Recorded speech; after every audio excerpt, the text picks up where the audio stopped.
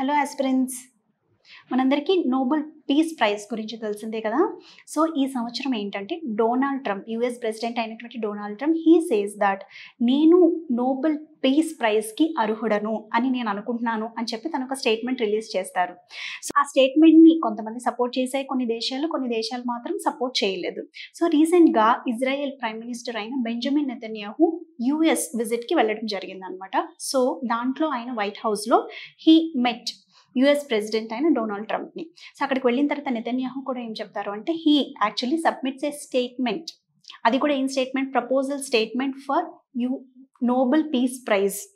Okay, so దాంట్లో ఆ స్టేట్మెంట్లో Israel prime minister అయిన బెంజమిన్ నెతన్యాహు ఏం చెప్తారు అంటే ఆయన కూడా నోబెల్ పీస్ ప్రైజ్కి యుఎస్ ప్రెసిడెంట్ని నామినేట్ చేస్తూ, అంటే రికమెండ్ చేస్తూ ఒక స్టేట్మెంట్ని నేను సబ్మిట్ చేశాను అని చెప్పి he will submit a proof to US president.